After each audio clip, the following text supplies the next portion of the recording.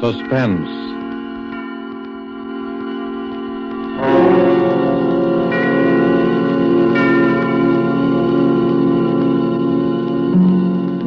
This is the Man in Black, here again to introduce Columbia's program, Suspense. Tonight, heading our Hollywood cast are two noted leading men. One, Mr. Preston Foster, a star long established, the hero of many an adventurous film, the latest, the 20th Century Fox production, Guadalcanal Diary. The other, Mr. Dane Clark, a newcomer to the screen, whose auspicious debut in Action in the North Atlantic has made him warmly welcome in these parts. Mr. Clark appears tonight as a young man who awoke one morning to find himself in a very serious jam. And Mr. Foster is the San Francisco homicide detective who is willing to help his friend, up to a point. The play called The Singing Walls by Robert L. Richards, adapted from a story by Cornell Woolrich, is tonight's tale of suspense. If you've been with us before, you will know that suspense is compounded of mystery and suspicion and dangerous adventure. In this series are tales calculated to intrigue you, to stir your nerves, to offer you a precarious situation, and then withhold the solution until the last possible moment. And so it is with the performances of Preston Foster as Detective Denny Sullivan and Dane Clark as young Tom Cochran. We again hope to keep you in suspense.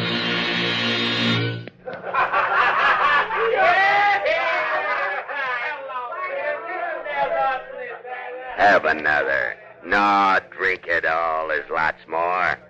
So a guy named Joe brought you, huh? You come up here from Joe's place? What's that? Oh, you don't even know where Joe lives, huh? Me? No, I don't know either. I never seen Joe before in my life. How you feeling now, kid, huh? Sure, have a little more. It's good for what ails you. Ah, that's nothing. You're all right. Sure, I know. Let's get out of here. I know a better place. Come on, I'll help you.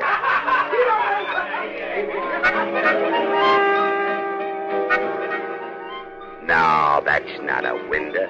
It's bricked up. They put a building up right behind this one. That's right. It comes right out of the walls. Singing walls. Yeah, we got hot and cold running water here and singing walls.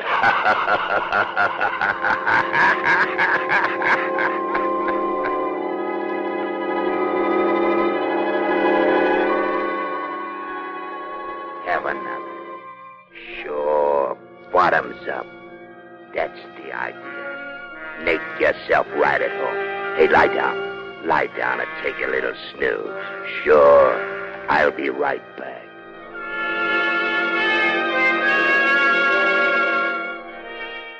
What's the matter? Have a little trouble in here while I was gone? Oh, it's blood. Sure, blood. All over your shirt. Oh, him? Oh, he's all right. Just put him in the closet. Lock the door. Like that, see? Now you put the key right in your pocket so you'll know just where to find it. Don't worry, he'll be all right. No, I'm not going any place. I'll be back in just a minute. Here, have another. I'll be back in just a minute. No, let me out. Let me out of here. Tommy! Let me out of here. Tommy, No. what's the matter? No. Tommy!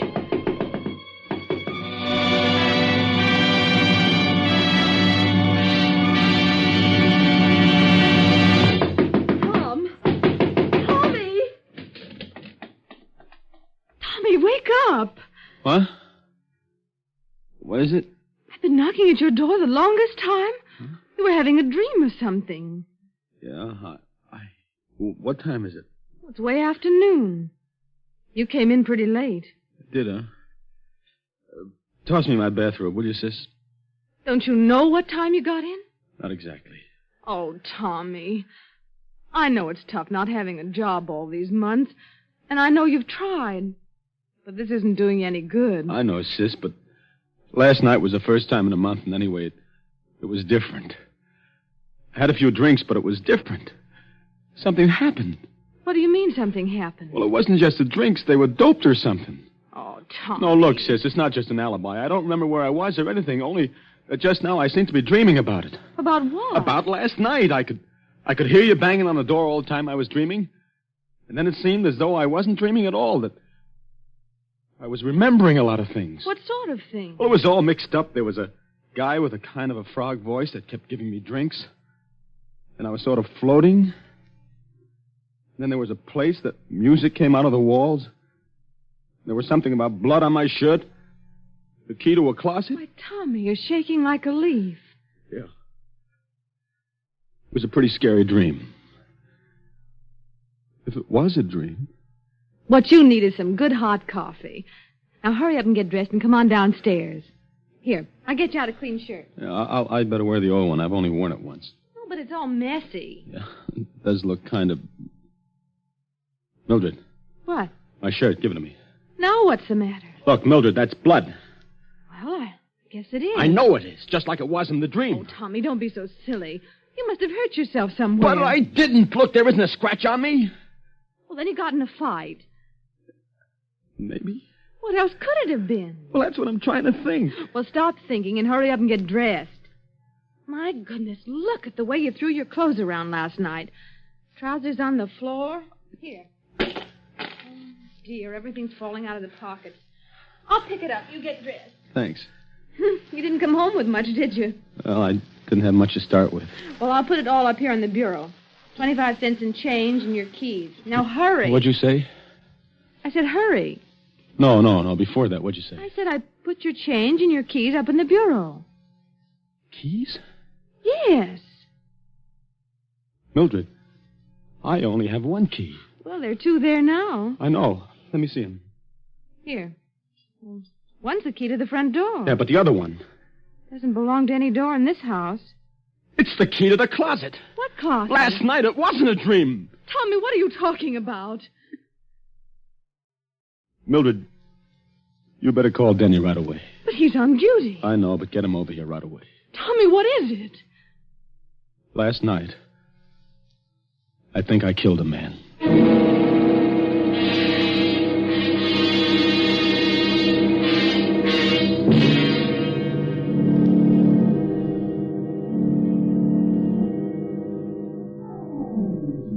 Let me look at your eyes. Listen, Denny, Mm-hmm. You were doped, all right. Well, I didn't know what it was. Never mind that now. How much do you remember? Look, Denny, I hated to bring you in on this, and I didn't know who else to go to. Skip it. What's the use of having a brother-in-law who's a cop if he can't help you once in a while? How much do you remember? Well, just what I've told you. Just like it was in the dream, only it wasn't a dream. You see, there was this guy, Joe, just some guy I'd known from someplace, I don't know where. See, I met him on the street, and he took me to the party. And then the guy with the frog voice began giving me drinks. And then everything got confused. And I was in another place with the singing walls. And some harmonica playing or something. I don't even know whether it was in the same apartment even, but that's where the closet was. What about the guy the dead guy? Well, at first he wasn't there, and then he was. He was sort of slumped over in a big armchair. Then Frog Voice put him in a closet. That's what I remember. And then he left. And then I suddenly seemed to realize that the guy in the closet was dead, and that's why I got out of there. I don't know how. You don't have any idea where it was? No, I don't even know where the party was. And you'd never seen any of these people before? Except this guy, Joe, who took me to the party. And that's all I know about him, Denny. Just a guy named Joe that I knew by sight from someplace. I don't know where or his last name or anything. Not much to go on, is there, kid? No, not much. A guy named Joe, singing walls, in a closet. Another guy with a froggy voice. But I'd recognize him or his voice if I ever saw him again. Tommy, you're in a jam. The way it looks right now, there's a dead man in a closet somewhere in this town, and you killed him. Oh, but Denny, Well, maybe you didn't. And if we find him before somebody else does, maybe we can figure out what did happen. But the way it stands now, you're it. I know. We haven't got much time, either. If the place is an apartment, they probably would have found the body already, and I'd know about it.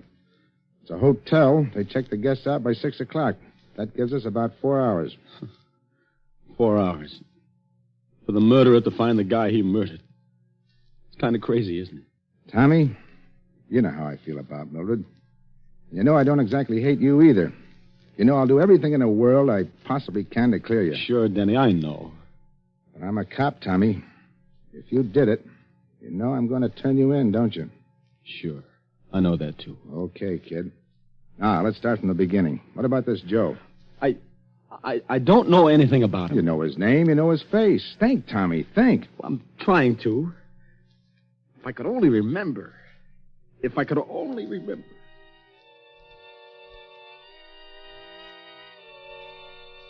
So a guy named Joe brought you, huh? You come up here from Joe's place? What's that? Oh, you don't even know where Joe lives, huh? Me? No, I don't know either. I never seen Joe before in my life.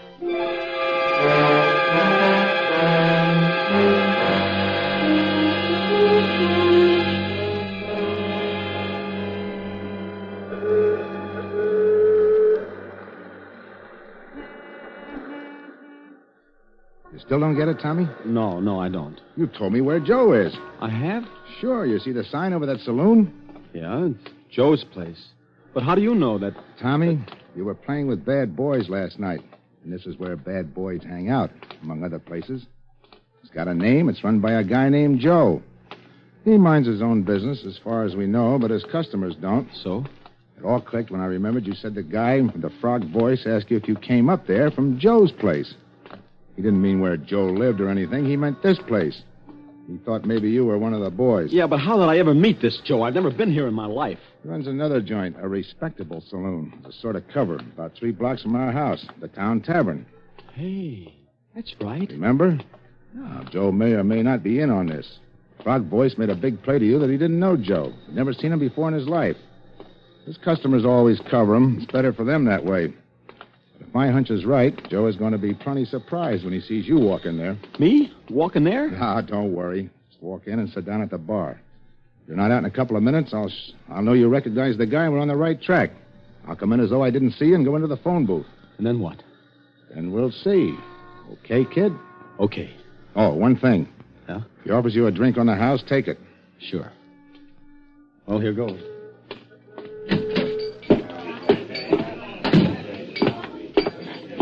What a be, Mac? Here. Well, we got some... It doesn't matter.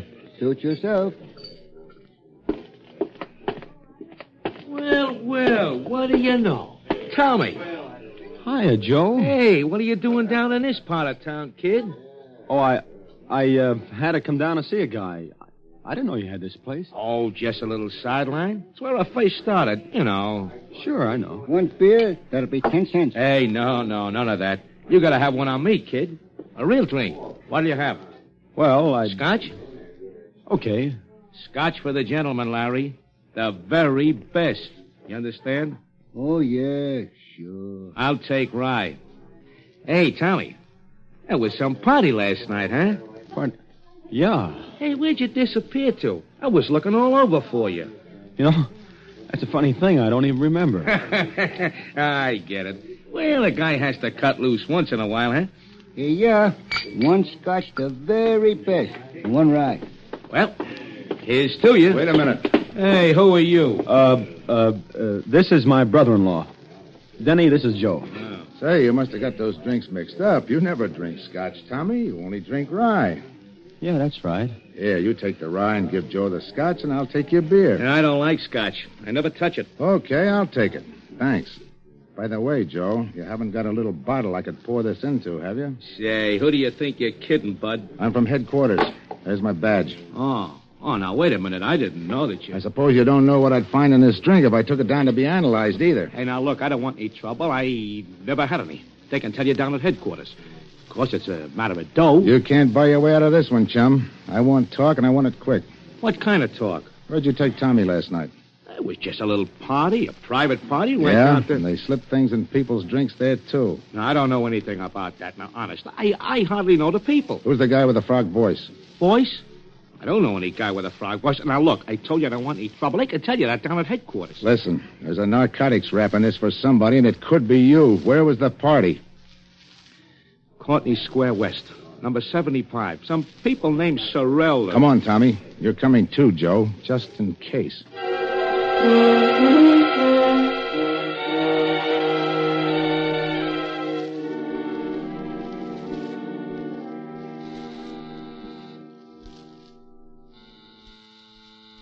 Sorrel, A.J. Does this look like the place, Tommy?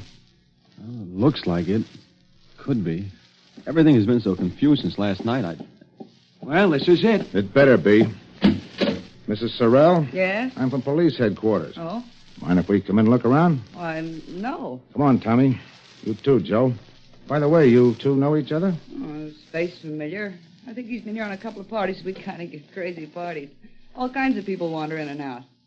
Is that what the trouble is? It might be. You know anyone with a froggy voice? No, not that I can remember. Okay, let's look at the apartment. Well, this is the hall, of course. And here's the living room. Joe, you stay here in the hall.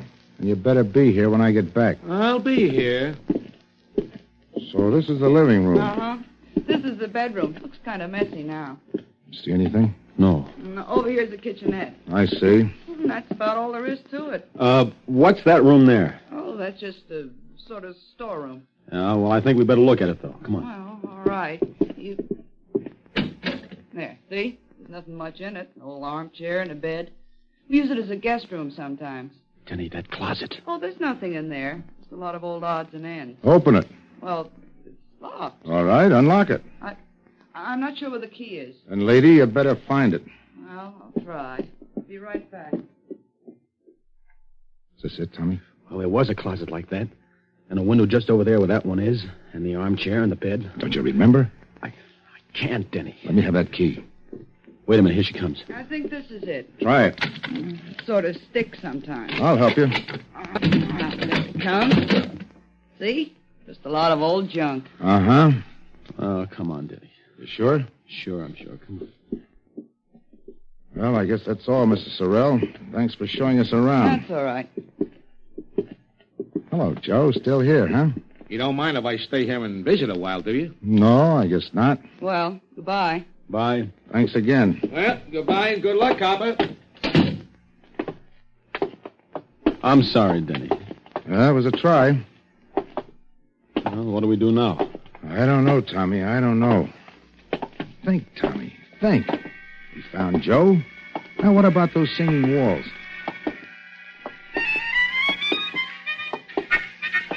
No, that's no window.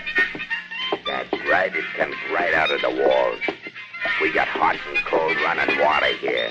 And singing walls.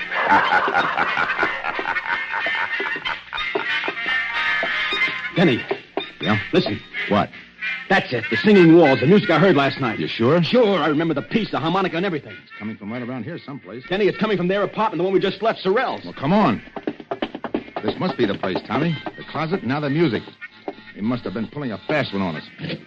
Well, All right, quit stalling. Come on, Tommy. Dolan? You heard me. You two brushed us off pretty slick, didn't you? Hey, now listen, I told you I don't know anything about this, but if you... Where's the music coming from? Well, from the radio. The radio? Yes, I turned it on in the kitchen just now when I started to fix dinner. It's a little portable. And here, see? Okay. Now, I don't get it. What did you mean by... Skip it. Well, Tommy, here we go again. I don't care. That was the music I heard. And that's the same number, and it sounds like the same band. Hey, wait a minute. Now what? Where's your phone? On the desk. Tommy, look and see what station that's coming over. All right. WBTA. It's a local station. Thanks. Hello? Operator?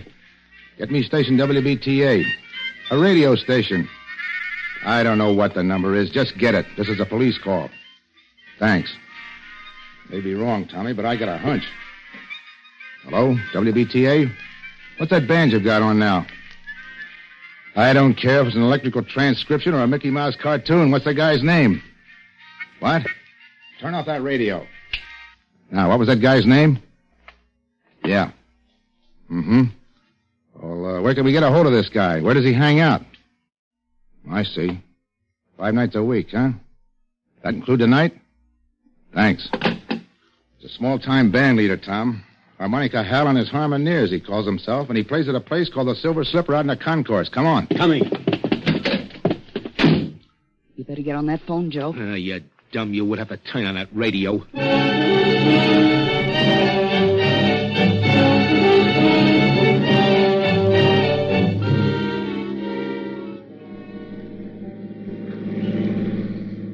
There's a Silver Slipper right over there. Okay, let us out here. Right.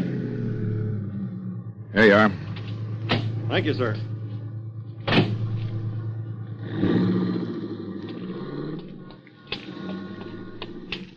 Look familiar to you around here, Tommy? No. Oh, I'm afraid it's a bum steer, Denny. Look, kid, here's the way I figure this music deal. You may have heard a recording of this band the way you did a little while ago. But there's a good chance you actually heard the guy himself. Do you know what time it was when you heard it? Well, it was just night. That's all I know. All right. They don't make recordings often of unknown bands. And this Silver Slipper isn't on the air. So maybe you were out here someplace and heard the band itself. Maybe. I know it's kind of a long shot, kid, but right now it's the best we got. Let's case the joint.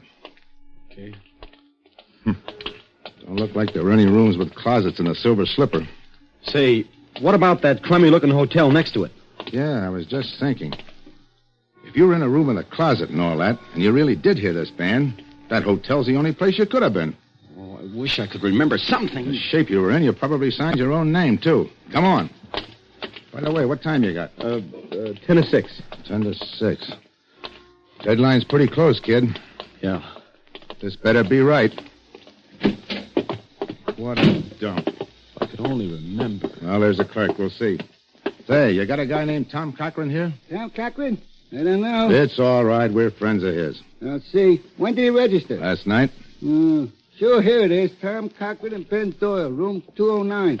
I don't think they're in, though. No? No. I've been ringing them to see if they were going to check out by 6. I was just going to send somebody up. Well, they were out at a big party last night. Probably haven't pulled themselves together yet. As a matter of fact, that's why we came to see them. Should I ring again? No, we'll sort of surprise them. Okay, right up those stairs. But they got to be out by 6 or pay for another night. We'll take care of that. Let's go, Tom. Denny, did you see that handwriting on the register? Yeah. It was mine, all right. This is it, Tommy. One way or another. Yeah. Here's 209. Don't put your hand on that doorknob. Oh, fingerprints. Use your handkerchief. It's locked. I got some keys. It's an easy lock. Here we go, kid. Denny, this is it. Close that door. Yeah. There's a closet. Give me the key. Here, you better hold my gun on that door just in case. All right. Denny, look out! He was just falling. He's dead. Oh, gee, this is awful. You remember now? Yeah. But I can't put it together. Let's have a look. Oh. Stabbed. Here's his driver's license. Benjamin Doyle. Oh, Give me it. Hello? Oh, yeah, we found him, all right. No, they're going to keep the room for another night. No. There's not a thing we want. We're in for it now, kid.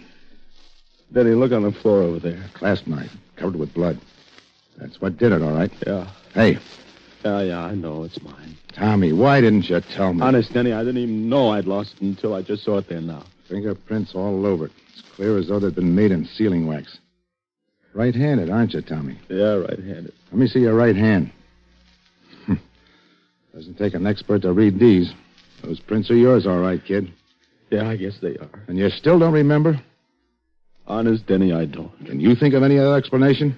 No, there's the guy with the frog voice, but I must have just dreamed them up. I don't know. Well, kid, I guess this is it. You did all you could, Denny. Don't feel bad. You can plead insanity or something. Maybe we can prove you were doped. Maybe. You better call headquarters, Denny. Let's get it over. All right. So where are you going? I don't want to phone from here. The clerk will listen in. There's no use getting all the wolves on us before we have to. Aren't you afraid that I'll... No. Oh, I won't. I'll just have him send a detective car.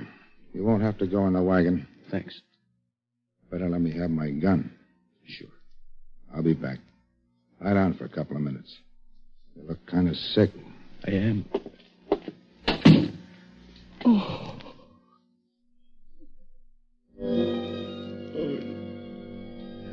That's the idea. Take a little snooze. I won't be gone long. Get a little sleep. Do you good. I'll be right back.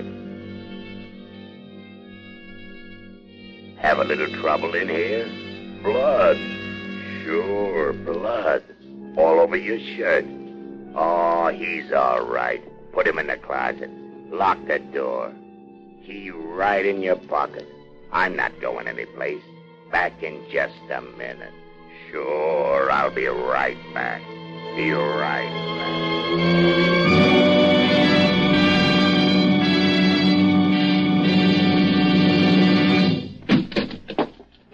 he is. You! Yeah, me. Hey, what are you going to do with him, Froggy? Get him in the other room until his copper friend misses him and starts looking. Now, listen, I don't want to be in anything like this. Shut up.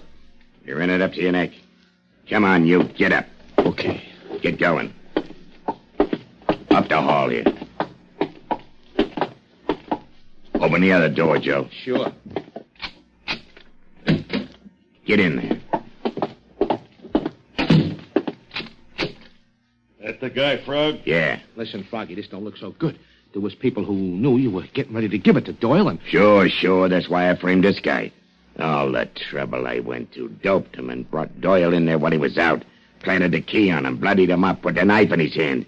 I still don't see how he ever came to in time. Yeah, but he did. So what? We frame him again. Music. You like music, don't you? You're pretty sweet about music, ain't you? Well, for your information, that's harmonica hell rehearsing for the night. And in this room, it comes through the window. On account of there is a window. But in the other room, it comes through the walls. On account of there ain't no window. Catch on? Better close the window, Joe. No, wait a minute. Yeah, I do like music. You mind if a guy in a spot like I am hears a little music? What about it, Froggy? Sure. Leave it open. Let's have music while we work. It'll cover up the noise if he makes any fuss. So what's the new angle? Knock him out. Dump him in the park. Dead by his own hand. Remorse. We leave the gun beside him and plant some of Doyle's stuff on him. Yeah, I got it. All right, get going. Tie him up. Right. Yeah. Put a handkerchief in his mouth. Yeah. Put a cord around him. He's drunk, see? And we're taking care of him. Okay. Where's the car? Round the back. Nobody will see us going out that way. Come on, over there. All right. You ready? Just a minute. All right, take a look. Okay. All right. Take a look out the door. Okay. All clear? Yeah. Let's go. Lock the door after we go on. Okay. Down the hall to the back stairs. Hey, what the... All right, drop those guns and cover him, you guys. I got him. What is this? You'll find out, Graziani. Get that gag out of the guy's mouth and untie him, Mike. Sure. Denny, I heard the music. I hoped you would. I asked him to leave the window open. I heard the conversation, too. Enough. Okay, boys, take him down. All right, come on.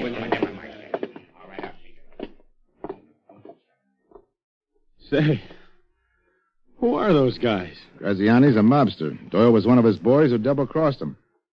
How you feeling? Okay, I guess. Hey, that was kind of close. Yeah, all the way around. Yeah. Look, kid, Skip it, Denny. I'm sorry, Tommy. Honest.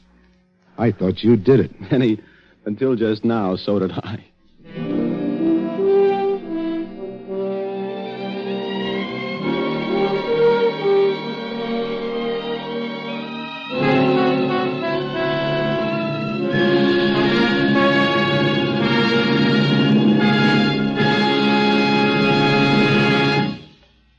And so closes The Singing Walls, starring Preston Foster with Dane Clark. Tonight's tale of Suspense. This is your narrator, the man in black, who conveys to you Columbia's invitation to spend this half hour in suspense with us again next week at this same time, when Miss Lillian Gish and Mr. Otto Kruger will star in the suspense play Marry for Murder. The producer of these broadcasts is William Spear, who, with Ted Bliss, the director, Bernard Herrmann and Lucien Marowik, conductor and composer, and Robert L. Richards, the radio author, collaborated on tonight's Suspense. This is CBS, the Columbia Broadcasting System.